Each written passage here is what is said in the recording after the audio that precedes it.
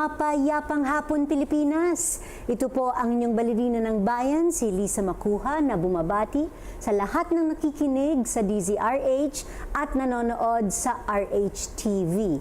Lalo na sa mga kasamahan nating alagad ng sining at kultura sa buong bansa. Noong 2003, sa bisa ng Presidential Proclamation No. 439, ang buwan ng Mayo ay idineklara bilang National Heritage Month na ngayon ay pinagdiriwang kada taon sa ilalim ng pangangasiwa ng National Commission on Culture and the Arts o ang NCCA.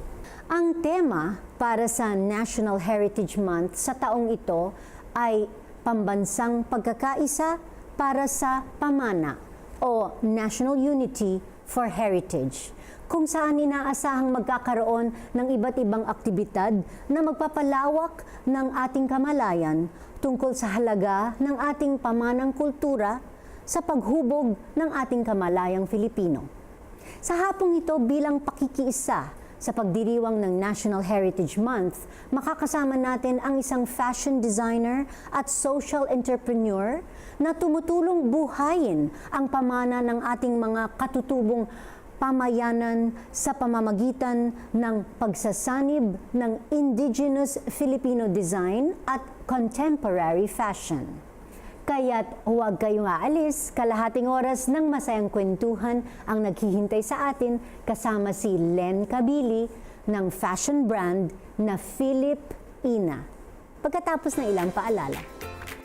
Si Lenora Luisa Cabili ay ang designer at social entrepreneur sa likod ng fashion brand na Philip Ina, kung saan ang inspirasyon sa mga disenyo ay ang tradisyonal na pananamit ng mga katutubong Pilipino. Tubong Iligan City, maagang namulat si Len sa makulay na sining at kultura ng mga Maranao at ibang mga katutubong pamayanan na nakasalimuha niya sa Mindanao. Di naglaon, lumawak pa ang kanyang interes sa indigenous culture nang maging bahagi siya ng tanyag na bayanihan dance troupe, kung saan natuklasan din niya ang musika, sayaw at pananamit ng iba pang katutubong Pilipino sa iba't ibang dako ng bansa. Gamit ang kanyang bachelor's degree in clothing technology mula sa University of the Philippines at master's degree in entrepreneurship mula sa Asian Institute of Management, itinatag ni Len ang clothing line na Philip Ina noong 2010, kung saan dinala niya ang impluensya ng katutubong disenyo sa pang-araw-araw na makabagong kasuotan. Sa pagnanais na tulungang iangat ang kabuhayan ng mga katutubong pamayanan, umaarkila siya ng halos 200 skilled local artisans mula sa 12 indigenous groups sa Pilipinas upang mapanatili ang cultural traditions ng pamayanang ito, lalo na sa paghahabi, pagbuburda, beading at iba pang elemento ng katutubong pananamit. Dahil sa kanyang pagkukusa, inanyayahan siyang maging kasapi ng multi-sectoral initiative na Great Women Project na may layuning tumulong iangat ang mga kababaihan mula sa kahirapan sa pamamagitan ng social enterprise. Isang mainit na pagbati ang hatid ng Art2art sa creative designer at founder ng Philip Ina na si Lenora Len Cabili. Magandang hapon, Len, and welcome to Art2art. Thank you for having me, Lisa. Batiin mo naman yung ating Visayan listeners. Maayong hapon. Assalamualaikum, and I'm trying to think of the different groups that I work with. Yeah, it escapes me now, but I'll just do Bisaya. Maayong hapon. Okay. So, Len, I understand you're third generation bayanihan? Second generation my bayanihan. mom, yes. We had your mom here for an Art2art episode na in-interview namin siya about bayanihan. Yes, yes. Or about I think Mommy Urt. Mommy Urt, yes. National artist. So growing up, of course, that was such a big influence. And so our summers, I spent one summer, I think it was back in 1984 that I came to Manila, did a summer program with Bayanihan, and eventually when I came for college, I started dancing for Bayanihan. Yeah. Okay. Well, first of all, let me compliment you. Ang ganda-ganda ng suot mo. Oh, thank you. I assume that is Filipina? Yes. Yes. Okay. This is actually one of the first dresses that we made. So it's probably around like 9 years old. And so I thought it was the right outfit to wear for this interview. And it's based on? It's traditional Tiboli embroidery patterns, and we have combined it with shell beads. So And is that hand stitched? It's hand stitched and hand beaded. Wow, ang laking trabaho siguro. Kada damit siguro, you know, is it's a work of art. Really. Yes, it is really. Yeah, you're right. Yeah, it takes a lot. I think when something is handmade, the artisan really spends a lot of time on it. So there's a certain specialness to the garment. Okay, well, it shows. No, talagang napakaganda. Okay, so ito yung interest mo ba sa mga katutubong sining ay dahil ikaw ay naging isang bayanihan dancer and galing ka sa ina na naging isang bayanihan dancer din? Yes, I think, but growing up with my mom's influence, dahil she was in the first batch of the Bayanihan Philippine Dance Company. So she really loves Philippine culture. So of course when we were growing up, and I grew up in Mindanao, where I would see the Maranaos come to visit us. Our summers were spent in Basilan, where my mom is from. So we would see the Yakans or the Tausugs. It's all these different images that I would see as a child. And later on, dancing for Bayanihan, that basically exposed me to the rest of the country. But I think Filipina really came from yung bata pa ako. Nakikita ko yung mommy ko na whenever she would dress up for a event, she would wear the terno or she would wear the malong. So a lot of that was really the images that I had seen as a child. And I think in a way,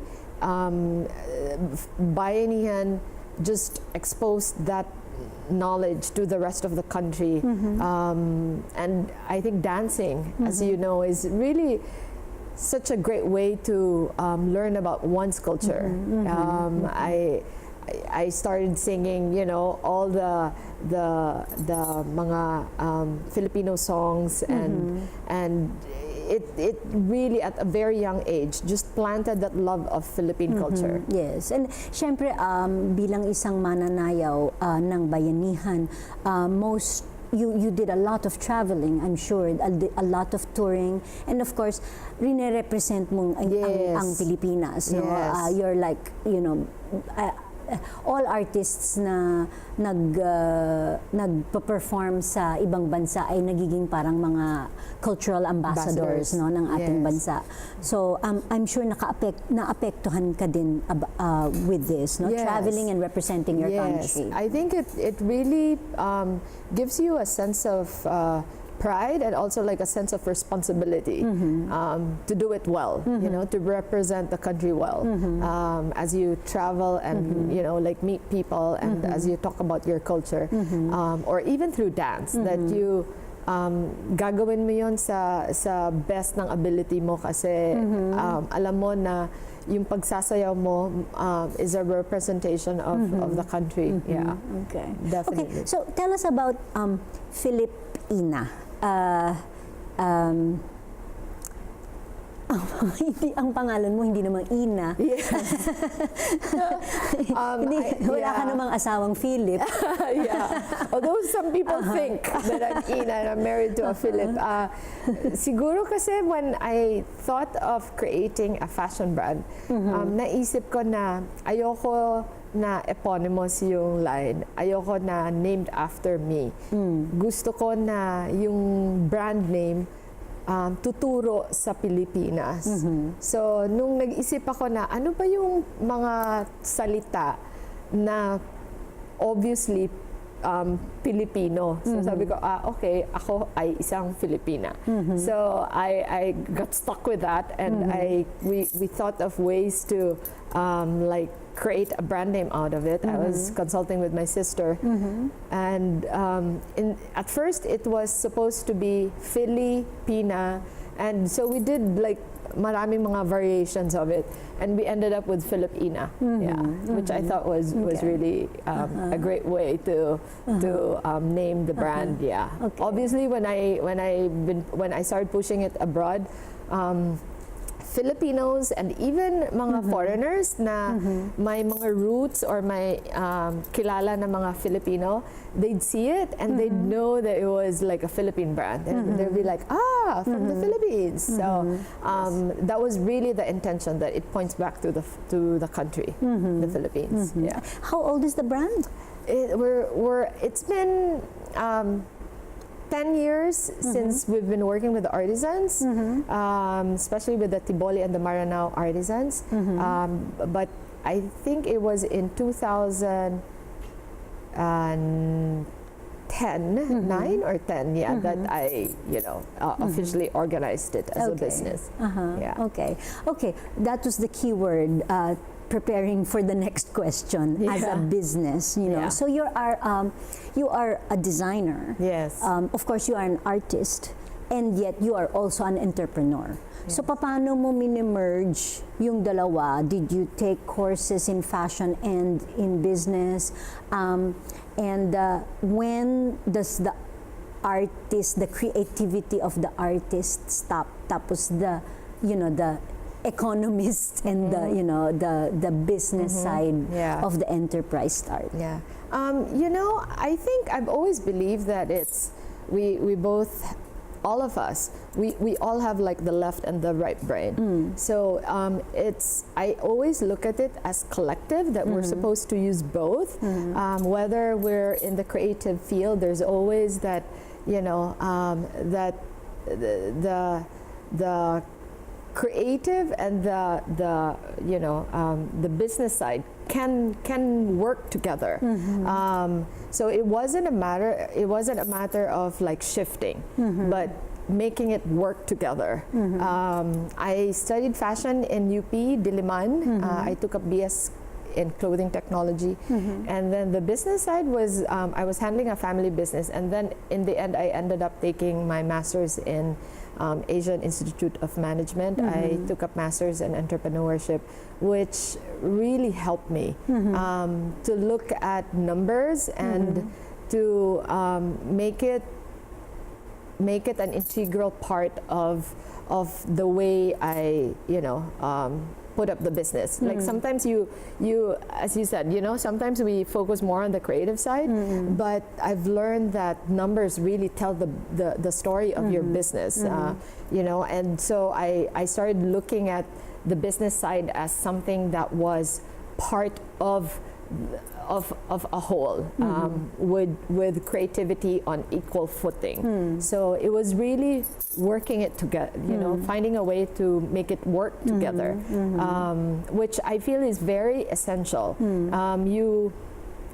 A lot of creative people sometimes forget that, so the business is not sustained.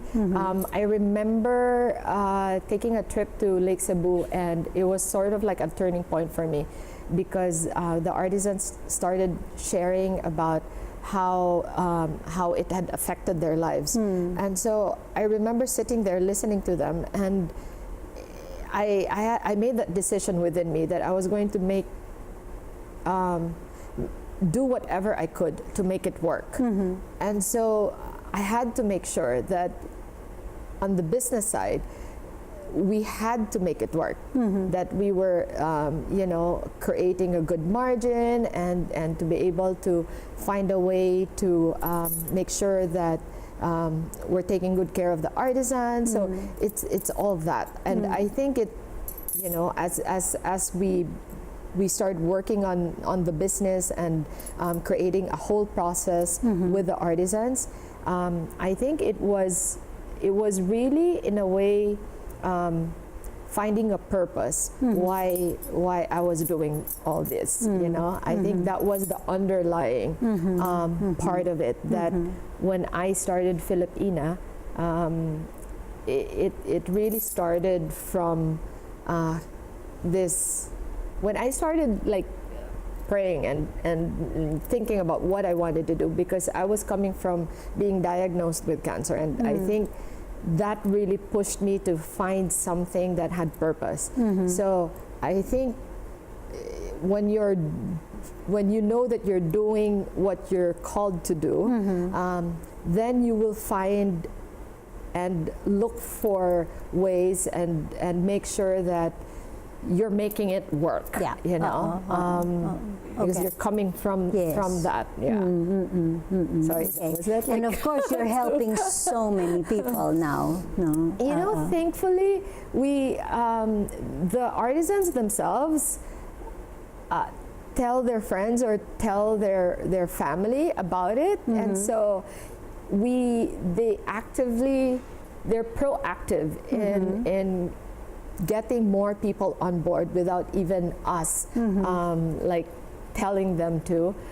Which is really encouraging. Like sometimes, like I remember with the Mangyan, we started with 5, 3 of them knew how to embroider, 2 wanted to work but had to learn to embroider, and probably like 6 or 8 months after, I was noticing the payroll skyrocketed, and I was like, how come it's like getting so large, like the amount that we're sending to the Mangyan, and then when we called them up, it turns out they had jumped to like 5 to like 30 something. So it was really like heartwarming that they were doing it themselves, and it's not, the business is, I'll be the first to say that it's not a perfect process yet, but we are always open to like make improvements, and so we listen to the artisans. There's always like a constant dialogue between us and the artisans. They're very open in like saying, as we discuss like the amount to be paid for a certain garment, then they say, can we do this? And then there's like a dialogue, and then we meet at the point that works for both parties, and then we move forward. Okay. Well, the main thing is they can continue doing what they're doing. Yes, yes. Marami pa po tayong pag-uusapan kasama si Len Cabili ng Filipina. Dito pa rin sa Art2art, magbabalik po kami pagkatapos ng ilang paalala. Programang hatid ay sining at kulturang para sa lahat. Magbabalik ang Art2art. Schedule ng mga inaabangang konsyerto. Update sa mga magagandang panoorin sa mga tanghalan at teatro. Narito na ang Art2art Calendar. Narito ang ating Arts Calendar. Sa musika, ipalalabas bilang huling handog ng ika-5 season ng CCP Met Opera in HD ang Der Rosenkavalier, isang 3-act comic opera ni Richard Strauss na may original German libretto na si Hugo von Hofmannsthal. Mapapanood May 8 alas 6:30 ng gabi, Greenbelt 3, Cinema 3, Ayala Center, Makati City. Meron itong running time na 4 na oras at 12 minuto. Ang CCP Met Opera in HD ay nagtatampok ng mga panibagong operatic productions ng Metropolitan Opera of New York sa pamamagitan ng high-definition digital video technology at Dolby Sound. Para sa karagdagang detalye, tumawag 757-7883 or mag-email ccpsalesandpromo@gmail.com. Magtatanghal ng libreng palabas ang all-female classical crossover group na The Opera Bells sa Casino Filipino, Manila Bay, May 18. Ang Casino Filipino ay matatagpuan South Drive Road, Ticalaw Extension, Ermita, Manila. Ang mga manonood ay dapat edad 21 pataas. Para sa karagdagang detalye, tumawag 804-8700 Local 5026. Sa sining biswal, kasalukuyang isinasagawa ni Dr. Janet De Grano ang kauna-unahan niyang solo art exhibit. Pinamagatang Punong-Puno, 50 Paintings at 50. Ang exhibit ay makikita hanggang May 2023 sa GSIS Museo ng Sining GSIS Building Financial Complex, Pasay City. Tampok ang mga obrang naglalarawan ng mga eksena mula sa sining, batay sa mga biyahe at mga hiking adventures ni De Grano. Para sa karagdagang detalye, mag-email megankim.events@gmail.com. Usapang sining at kultura para sa lahat. Kasama ang balerina ng bayan, si Lisa Macuja. Art2art.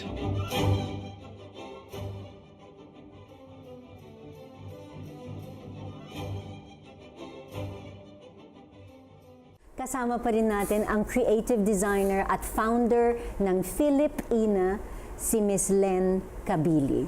Okay, Len, starting a business, it's always difficult, right? Merong birthing pains yan. So take us through the most difficult period of the start of Filipina. Gosh, which one should I share? Thankfully, before I started, I asked my mentor, Stephen C., and I asked him for advice, and he said one thing: work hard. So I think it gave me a proper mindset as I started the business, and of course I encountered. I think it was, if I look at the whole business, like every part is really like very intricate and like very complicated. So I think at first it was really finding the funds to as capital. I think that was, and I didn't. I borrowed money from my mom, but to make that just like roll over. And what was difficult also was that it was like I, me, myself business. So there was a point that I was cutting, and I was like helping, doing a finishing the garment. I didn't do the sewing, but I had like 1 or 2 sewers, and then 1 finisher, and then me who did the cutting. I would sometimes do the patterns. So it was a lot of hard work. It was a lot of hard work that sometimes looking back, there were times that I started to question, and I couldn't see beyond like 3 steps. But I think in the end, it was my faith just like that sustained me, because as I would pray, I would remember that verse that you only focus on the next step. And so I learned to not look far ahead, and I just started to focus on what I was called to do for that day, and then take it, a day at a time. And it was a perfect attitude to have as you deal with a process that's so complicated. I always say that we're the turtles of fashion. We're like, sobrang bagal. And so I've learned to also like start a lot of projects at the same time, just so to offset the slowness of the whole process.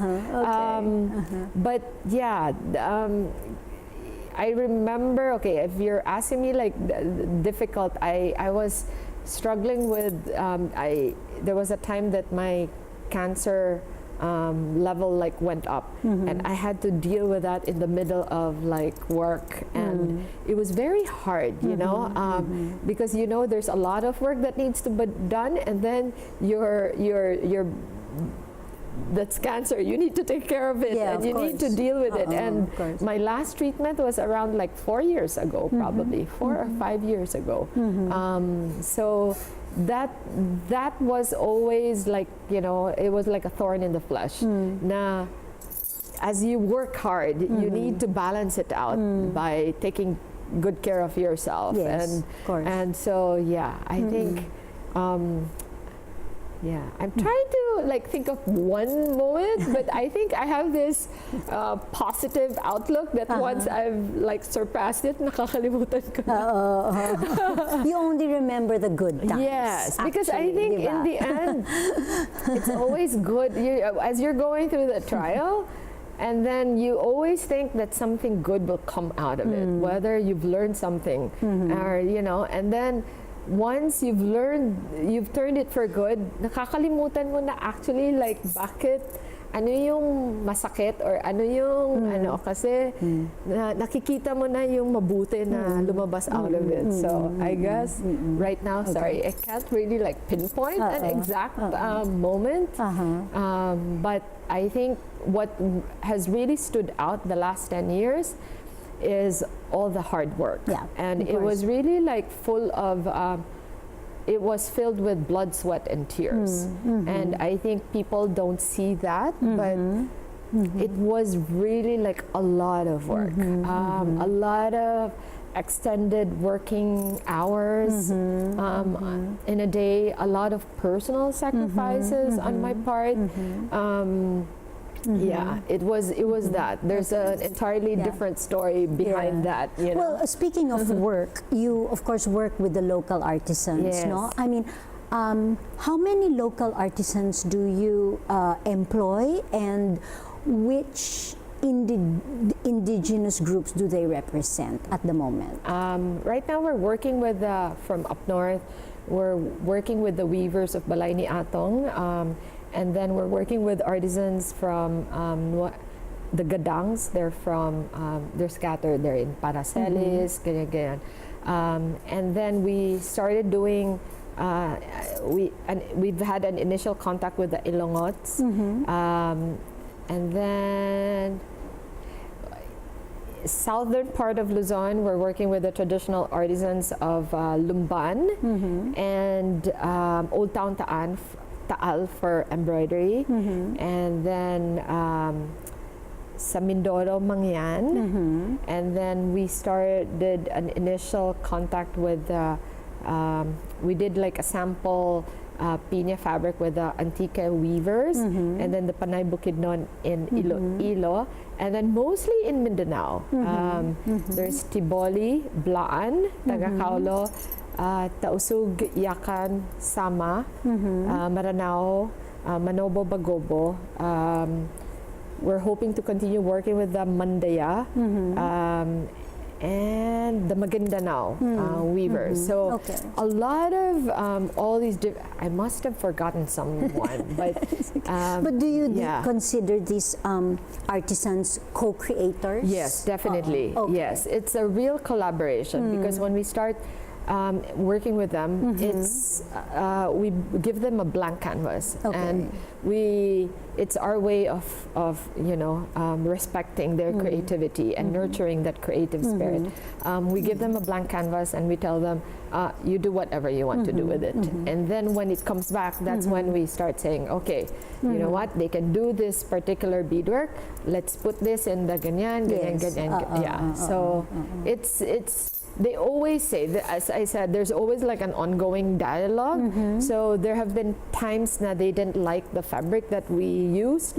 So they call us up and say, no, don't use that fabric anymore. And so, I think it's, I've, as we talk about the artisans that we work with, when we work with them, it's never like, across the table.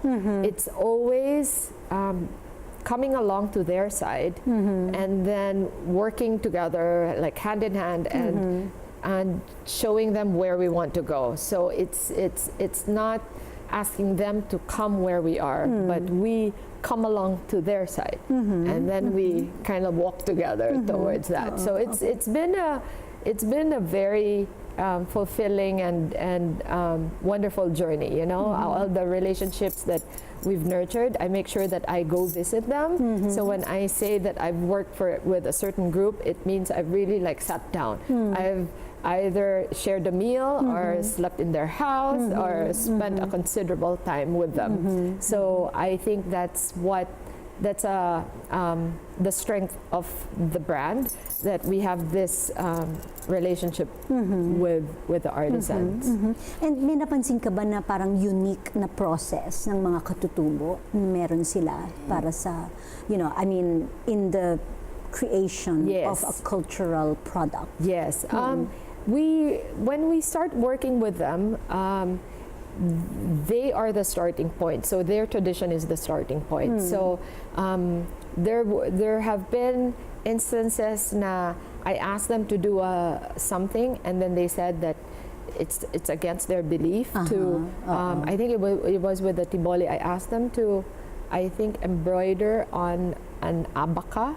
It was even like a plain abaka, but for them it was like it was not allowed, and so I apologized, and we didn't do it anymore. No, I think it was embroidery on abaka. They can do beadwork on abaka, but not embroidery. Not embroidery. I forget now, but yeah. So we always we always talk to them. Or try to like read books about it. Unfortunately, there are some indigenous groups that we work with, pero wala masyadong articles about them. Okay. So it's I think it's a learning process also for us. But for now, our main is when we talk to the artisans themselves. Okay. Sana nga nagdala ka ng sample ngayon kasi now after having this conversation with you, saan matatagpuan ng Filipina? Kasi magsha-shopping na ako. And tell me when you go. We have a pop-up in Rockwell. It's on the second floor. Okay. It's open until May 31. Yeah. So please come and let me know when you when you any drop by. other local selling points of Filipina? Do you export it for abroad? Yes. We do lanai. We are being sold at Lanai in Caravan Plaza. Also in some retail stores abroad. Like in Southampton, Erin Lauder has been carrying us for 5 years. And then a few stores in like Dallas, Ohio, and Okay. We're trying to like push it some more abroad. And any plans ngayong National Heritage Month? Do you have any like special activities? We actually have this really fun activity for the children. We're starting it off in Mindoro for the Mangyans. So they just texted me that 55 kids have signed up. So we're doing like a whole day embroidery class. So it's really their mothers teaching the kids like the meaning, or like the more about the culture. So we're really excited about that. And of course, the message to all our listeners ngayong National Heritage Month, tungkol of course sa pangangalaga ng cultural legacy natin. I think I always say na culture is our fingerprint. So if it's our fingerprint, we should know more about it. Whether it's visiting indigenous groups around the Philippines, physically going there, or reading up about it. But I think we all have that responsibility to know more about our culture, whether it's learning about it through dance or through music. I just watched this beautiful play about the Kundiman by Floyd Quintos, and it's all these or watching a zarzuela, but it's we need to know more about our own culture, because how can we protect it if we don't even know that it exists? And there are a lot of mga minority cultures na nawawala because hindi natin alam, hindi natin paano natin maalagaan kung hindi natin alam na nandyan siya. So I think the responsibility is really, lies on each one of us to know more about our culture, and to when we know more about our culture and know more about mga iba-ibang mga indigenous groups, we end up wearing probably like buying a brass ring from them, and we end up wearing it. And so in some way or form we wear it every day, or even I think we should be inspired by it, that it will reflect the way we dress up every day, or the way we cook or the way we design our house. It should come out there, because when we have like visitors, then it's reflective already of our culture. Okay. Yes. Let's buy Filipino. Yes. Let's buy local. Yeah. Let's wear local. Yes. Yeah. Let's wear Yeah. Filipino. Yeah. Maraming salamat, Len, Salamat, sa Lisa. pagbisita mo dito sa Yeah, amin. salamat. And pupunta talaga ako ngayon sa Rockwell, second floor. And of course, we really wish you, sana lalo pang dumami ang mga indigenous communities na matutulungan nyo. Salamat. Salamat. Let's check out Filipina in Rockwell, okay? Thank you. Hanggang sa susunod na linggo, samahan ninyong kami ulit dito sa Art2art, kung saan ang usapang sining at kultura ay para sa lahat. Ito po ang inyong balerina ng bayan, Lisa Macuja, nagpupugay sa artistang Pilipino.